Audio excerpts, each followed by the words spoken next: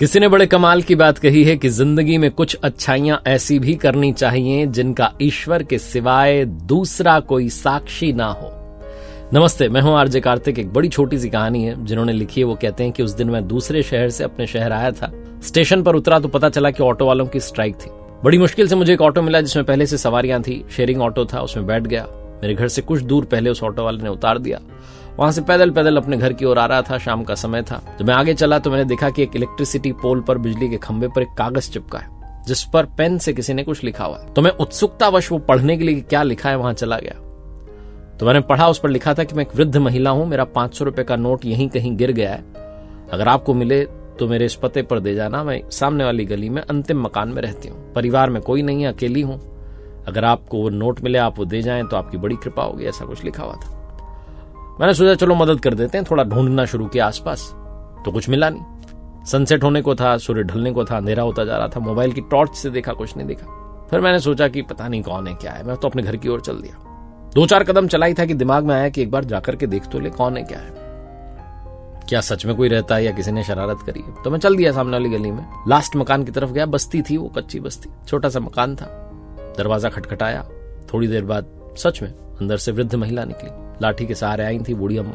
कहने लगी, हाँ बेटा बताओ क्या चाहिए। मैंने कहा जी वो आपका 500 रुपए का नोट जो था ना, वो गिर गया था ना, मिल गया मुझे, बस मैं देने आया। मैं तो दूसरे शहर से आया हूं, अभी अपने घर जा रहा था। मैंने वो कागज पर पढ़ा, लिखा हुआ, वहीं ढूंढा तो मिल गया।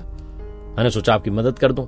ये आपका 500 रुपए का नोट रहा, मैं जा रहा हूं। उन्होंने हाथ जोड़ करके कहा कि बस करो, हद कर दी है। मैंने कहा जी क्या बात हो गई, आप तो नाराज हो रही। कहने लगी और क्या बेटा, 50-60 लोग आ चुके हैं अब तक, सब आकर के कहते हैं कि 500 रुपए का नोट मिला है। मेरा कोई 500 रुपए का नोट नहीं गिरा। वो तो किसी ने मेरी मदद करने के बहाने से, उस इरादे से वहां लिख दिया होगा खंबे पर। लोग आ जाते हैं 500 रुपए देने के लिए। मुझे नहीं चाहिए, मैं ठीक हूं।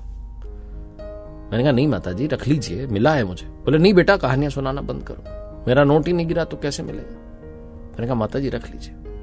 चरण स्पर्श किए, प्रणाम किया, बड़ी रिक्वेस्ट की, बड़ी मिन्नत की, तब जाकर के रखा उन्होंने। फिर कहने लगी सुनो, कोई मेरी मदद करना चाह रहा था इसलिए वो सब वहां जो है चिपका करके चला गया। लोगों ने मदद भी कर दी।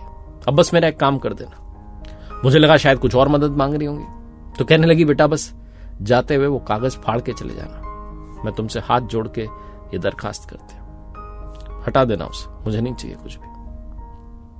मैंने कहा माता जी ठीक है, आपकी बात मान लूंगा। वहां से निकला वापस अपने घर की तरफ आने के लिए। उसी जगह पर पहुंचा जहां जिस मोड़ से मैं अंदर गया था। वही खंबा सामने था, वही कागज चिपका हुआ था। उस कागज के पास भी गया। फिर याद आया कि उन 50-60 लोगों से भी तो माताजी ने यही कहा होगा। जब उन्होंने वो कागज नहीं फाड़ा तो मैं क्यों फाड़ दूं।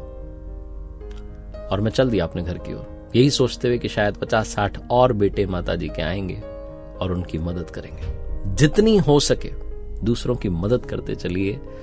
ये इमोशनल कहानी बस ये बताती है, लाइफ में अच्छाइयां करते चलिए, वो अच्छाइयां जिनका साक्षी सिर्फ ईश्वर है। कई बार हमें लगता है कि किसी की मदद कर रहे हैं तो तस्वीरें, वीडियोस वगैरह हो जाए। अच्छी बात है, प्रेरणा मिलनी चाहिए दूसरों को, लेकिन कुछ अच्छाइयां ऐसी भी होनी चाहिए जिनमें निस्वार्थ भाव से बस आपने मदद कर दी। एक बार फिर से वही बात जो अक्सर आपसे कहता हूं, कर दिखाओ कुछ ऐसा कि दुनिया करना चाहे आपके जैसा। मेरी नई बुक कर दिखाओ कुछ ऐसा को इतना सारा प्यार देने के लिए धन्यवाद।